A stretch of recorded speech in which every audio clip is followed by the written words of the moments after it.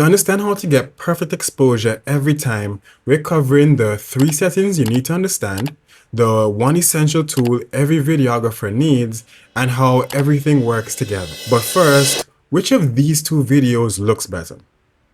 Now that was easy. Obviously, this one is clearly overexposed while this one is exposed correctly. Let's try it again. Which of these 2 videos looks better? Now this one might be a little bit more tricky because they're both exposed correctly, but something is just a little bit off with this one. See, when we're shooting videos, getting the correct exposure is crucial. But I'll also show you what's happening in this example that's affecting the appearance of the video. These settings were previously mentioned in this video here, but we're going to break them down in way more detail in this one. Let's first start with what is exposure. Exposure is the amount of light that is captured by your camera's sensor. If you have too little light, you end up with an underexposed video. The dark parts or shadows turn into black patches. Too much light and it's overexposed. The bright parts or highlights turn pure white. But when you get it right, you have a beautiful image with details in both the highlights as well as the shadows. The way we measure light is in stops. For some reason, light likes to be doubled or halved. So a stop is that change in movement. Increasing by a stop is doubling the amount of light reaching the sensor. Decreasing by 1 stop is cutting the amount of light reaching the sensor in half. There are 3 ways on the camera to control the exposure: aperture, shutter speed, and ISO. Without them, there'd be no way to control how bright the image is. But before we break down how to use them, we'll briefly explain what they do. During this video, some of the examples may be images or videos from either a mirrorless camera or one of my drones.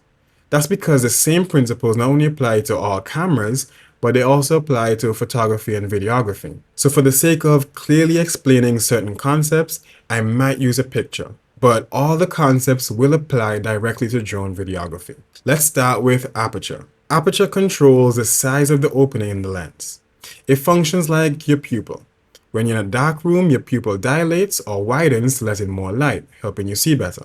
When you're outside, especially on a bright day, your pupil contracts or closes to block excess light. When recording a video, light passes through the lens into the body of the camera and onto the sensor. So the aperture sits in the lens and can be adjusted to control the amount of light. The size of the opening of the aperture is measured in f-stops. Quick math test. Which is bigger, half a pizza or 1/8 of a pizza? Hopefully you said half. If not, well, f-stops work the same way. It's actually a fraction or ratio, even though you might always see it written that way. You might just see 4 or f4, but the full expression is f over a number, where f is a focal length. A cool thing to note is if you do the math, dividing your focal length by the number, it'll let you know the diameter or how wide the aperture is. So if you're using a 50mm focal length with f over 4 aperture, the diameter would be 50 divided by 4 or 12.5. Or if you had a 200mm lens on f2, the opening would be 100mm. Now there's a crossroad here where you can go down the whole f-stop being a logarithmic scale that follows the nature of how we perceive light, but I like you, so I won't put you through that. The important thing to remember is their fractions. The smaller the f number, the more light hits the sensor. The bigger the f number, the less light. And these ratios or f-stops are spaced out in increments of a stop. If you were at f over 11 and wanted 1 more stop of light, what aperture would you pick? I'll give you a second. f8. Or if you had f1.4 and had to stop down or reduce the light by 3 stops, what aperture would you need? f4. Your camera may have aperture values between these increments. Most likely they'll be in increments of 1/3 of a stop.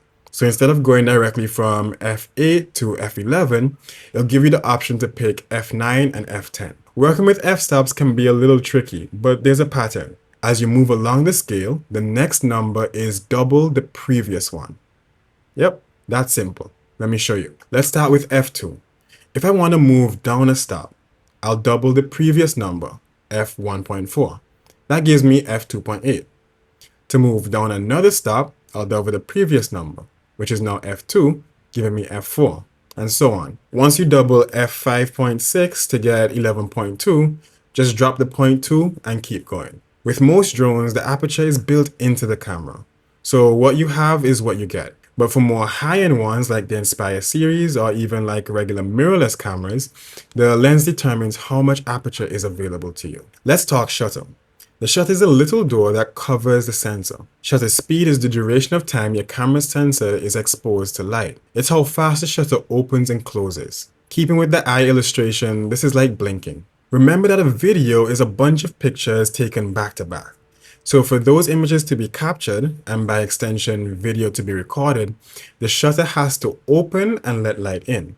It can be open for tiny fractions of a second, like quick blinks, or it can stay open like a long stare for several seconds or longer. When shutter is open for that long, it's referred to as long exposure. I'll show you what that looks like later, but the key idea here is the longer the shutter is held open, the more light is allowed to come in. Shutter speed is represented as a fraction, 1 over a number. Depending on your camera, you may not see the entire fraction. You might only see the denominator. But the same principle as aperture applies. Half a second is longer than an eighth of a second. If your shutter speed is a second or longer, you may see it written as the number of seconds with a double apostrophe. Here are some of the common shutter speeds. The further left you go, the brighter the image will be. Similar to aperture, they're spaced out in one-stop increments. There's some minor adjustments to keep the numbers nice and even. For example, from 1 over 8 to 1 over 15 isn't a perfect half. Same thing happens when jumping from 1 over 60 to 1 over 125. Hopefully, this is a little more intuitive than aperture. Remember that moving down one stop is cutting the light in half. So if your shutter speed is 1 second and you need half the time, you would use half a second. Let's make sure the concept is locked in. If you are at 1 over 60 shutter speed and you want 2 more stops of light, what shutter speed do you need? 1 over 15. And if you're at 1 over 15 but needed 5 stops less, 1 over 500. Just like aperture, your camera may have shutter speeds in increments of a third of a stop. So instead of going from 1 over 30 directly to 1 over 60, you'll have the option of 1 over 40 and 1 over 50. The last of the three is ISO, which is somewhat of the middle child here. It's often misunderstood and put in a corner. Like the others, its measurement moves incrementally in stops, where ISO 200 appears twice as bright or 1 stop of light brighter than ISO 100. For beginners, it's helpful to think of your ISO as the camera's sensitivity to light. That's what it appears to do. If you have a low ISO, you have low sensitivity, perfect for bright conditions.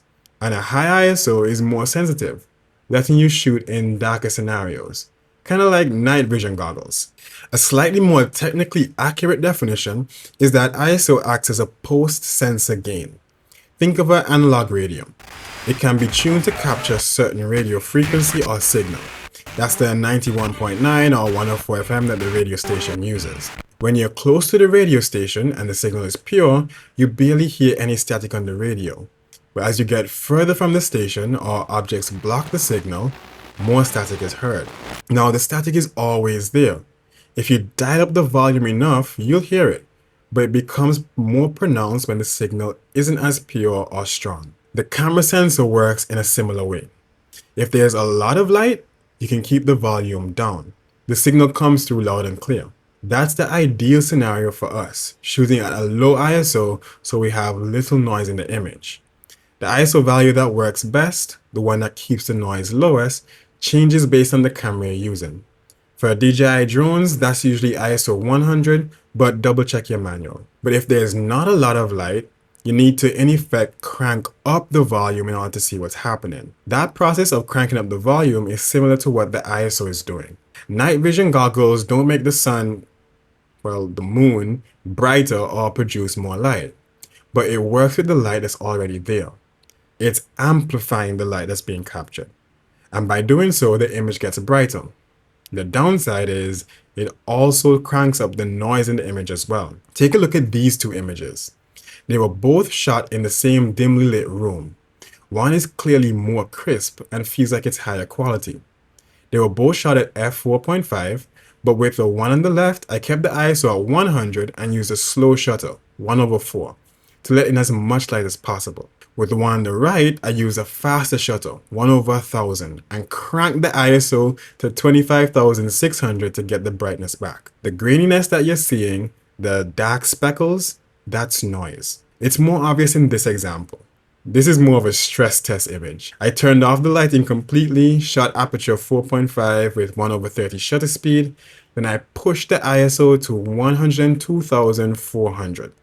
You can see the heavy noise in the leaves, in the drone, and in the table. That being said, you don't have to be afraid of ISO, staying under 100 no matter what. Some cameras are excellent at working with low light scenarios, while others will struggle. Usually, bigger sensors handle low light better, but over time you learn the limits of the gear you have. I think you got it now, but just to be sure, if I'm currently at ISO 100 and I need to brighten my image by one step of light, what value would I choose? 200.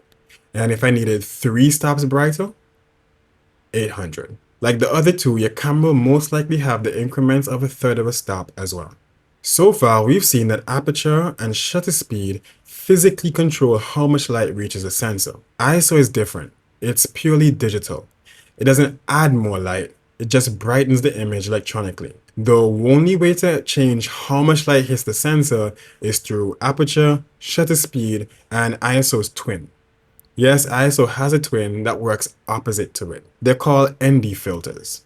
It's an attachment that reduces the amount of light hitting the sensor. If ISO is night vision goggles, ND filters are like sunglasses for the camera. The ND stands for neutral density, meaning it doesn't change the color of the light being captured. And it's measured in, it depends. Some come with an optical density number. If you see a decimal point, that's the type you have. The others, and most likely the ones you'll find when shopping for your drone, are labeled by filter factor, like ND8, 16, 32, 64, where ND2 lets in half the light, ND4 lets in a quarter, ND8 an eighth, and so on. These are also made in increments of a stop. So if you need to block 1 stop of light, you'd use ND2. If you need to block 5 stops, you'd use ND32. Remember in the beginning I showed you 2 videos? While they're both correctly exposed, if you look closely, the one on the right is jittery. The video feels choppy. To avoid that, you use ND filters. I'll show you why that happens and how to fix it a little later in the video. But first, let's put a bow on this. Aperture, shutter speed, and ISO make up what's called the exposure triangle. It shows the relationship between each of these in-camera settings, where if you adjust one, you need to counterbalance it with another to maintain the same brightness. If you notice, all the values either half or double as you move around the triangle, also known as moving by a stop. So each time you half the light, you move down a stop, regardless of which of the 3 you use. Each time you double the light, you move up a stop. So they're all connected. If you close the opening of the lens using the aperture and you want to keep the same exposure, you'll either need to counteract it by slowing down the shutter speed to gain back the light, or amplify the signal with the ISO. And if you notice, while aperture and shutter speed are both able to decrease the amount of light, ISO doesn't really decrease it. To unlock that ability, I'll toss ND filters onto the triangle as well, but on the same side as ISO. While ISO only amplifies the light, its twin allows us to stop down on that side of the triangle. Now, there's something I haven't been telling you. So far, we've seen aperture, shutter speed, ISO, and ND filters as tools for controlling the exposure. But that's only half their role. Aperture and shutter speed can be used to control depth of field and motion blur as well, with ISO and ND filters playing a supporting role. Let's break it down, starting with depth of field. Depth of field refers to how much of a scene appears sharp and in focus. This is the creative side of aperture. When the aperture is wide open, using a large f-stop like f22 for instance, the depth of field becomes, did you catch it? While f22 is a large f-stop number, it's actually a narrow aperture. Alright, back to it. When the aperture is wide open, it allows you to get a shallow depth of field. Let's test it. I'm going to focus on the drone while using a wide aperture, like f3.5. Do you see how only a small part of the scene is in focus? The rest of the image, the avatar 2, and the trees make up a blurry background, great for isolating the subject. You might even get bokeh, the soft autofocus bubbles of light. Keep in mind the effect gets weaker the more you close the aperture. Let's do that. Let's close the aperture. Watch how the avatar comes into focus. And as we keep going, so do the trees. It works the opposite way as well. I'll focus on the trees with a wide aperture. Note the drones coming into focus as the aperture closes. Even with a narrow aperture, if I'm still focused on the trees, the Mini 3 Pro barely comes into focus. Drones like this one come with fixed apertures. They can't be adjusted. This one is locked at a very wide aperture of f1.7. You might be wondering, will I get blurry backgrounds when using my drone? Reality is, you don't always get background blur when using a wide aperture. It heavily depends on where the object that you're focusing on is in the scene. As you just saw, if it's close to the camera and the background is far away, then you'll get the dreamiest blur your heart desires. But if the subject is close to the background, everything might end up in focus. That's what happens when drones. Most likely, when taking videos, the subject is closer to the background than it is to the drone, so no blur. Here, I'll show you. Here's a video of me filming a video of my drone with my drone.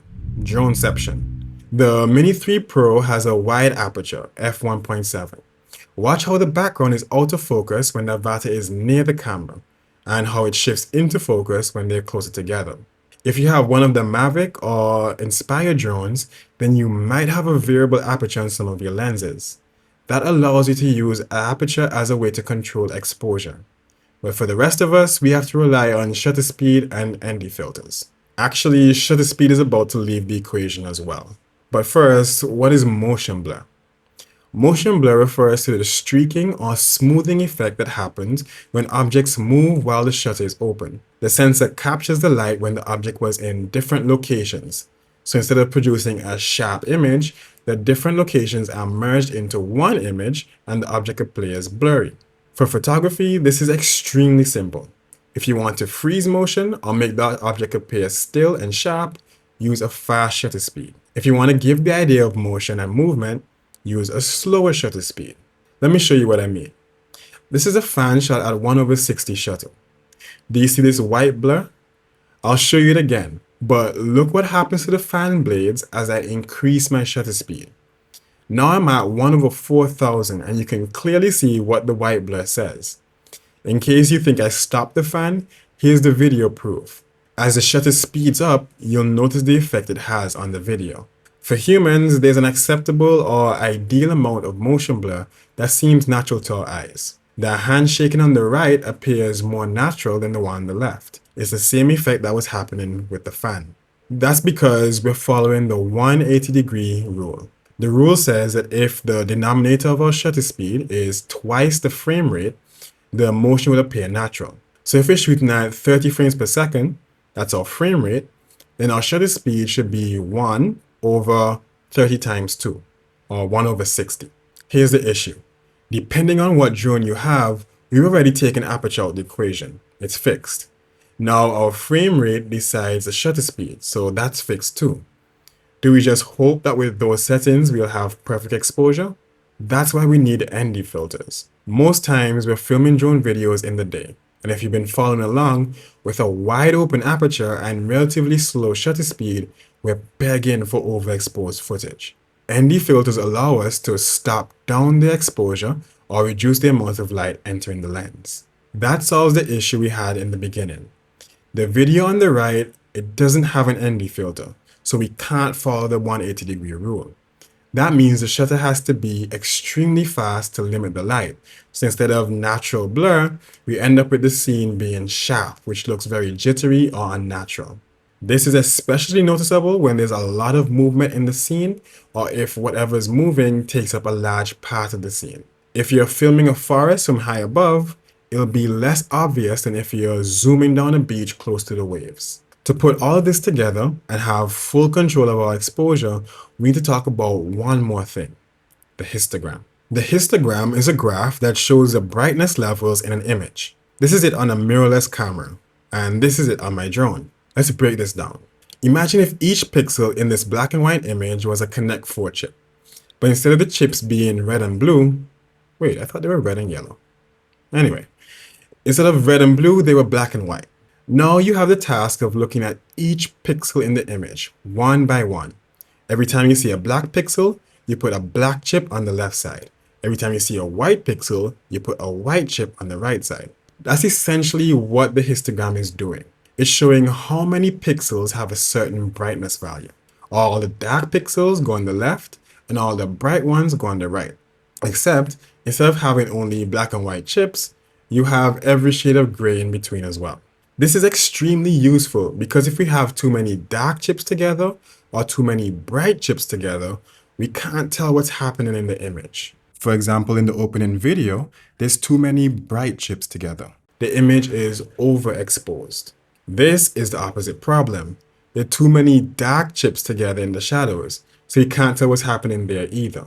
It's underexposed. Typically, we want most of the chips to spread out in the middle of the graph instead of touching the lines. But that doesn't mean they can never touch the lines. It's helpful to think about the histogram as a tool, not a law. It objectively states what's happening in the image.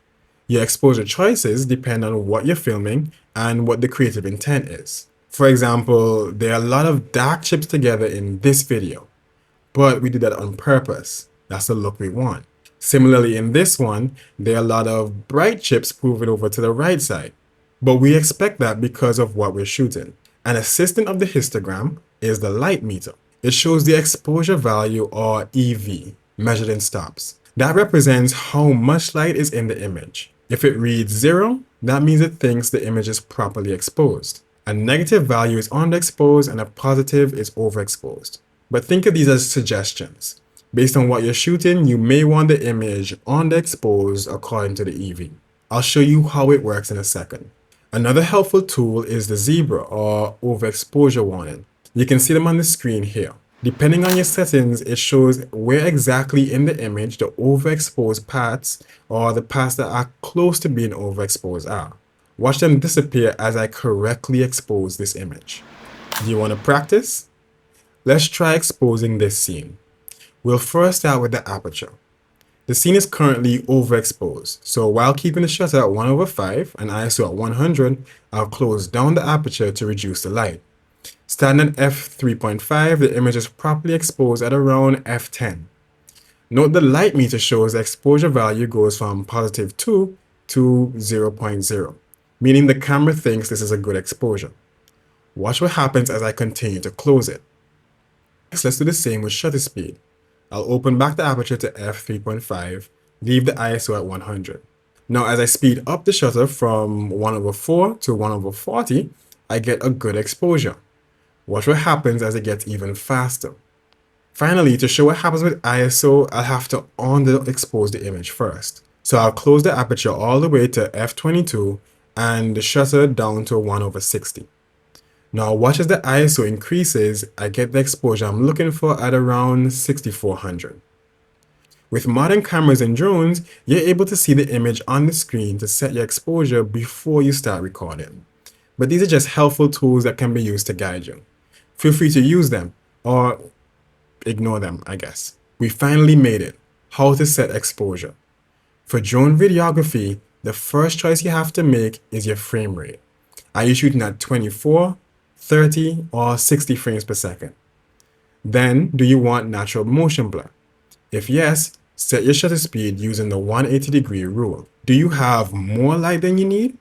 If your drone has a fixed aperture, use your ND filters to eliminate the excess light.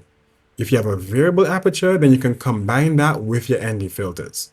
If you have the other issue of not enough light, use the ISO to dial up the brightness of the existing light. You can also open your aperture if your drone has that feature. Just be sure you don't have ND filters on your drone when doing this. Hey, it happens.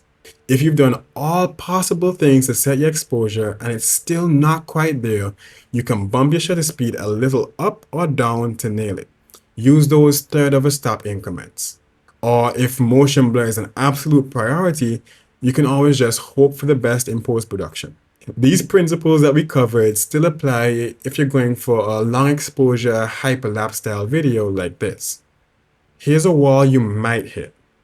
Some scenes that you try to shoot might be way too bright in some areas and way too dark in others. If you're fighting with it and not making progress, that might mean you've maxed out your camera's dynamic range. It's unable to capture that much difference in light. For pictures, you can use something called exposure bracketing. But for video, you basically have two options here. First is prioritize one of them, either the highlights or the shadows. Normally, I find blown out highlights to be less forgivable than shadows that are too dark. Your other option, which I do not take responsibility for, is to convince your spouse that you need a new drone. Let me know how that goes. Why are you still watching me? Go, take your drone and try it out for yourself. Or if you want ideas of what to shoot, you can watch this video next.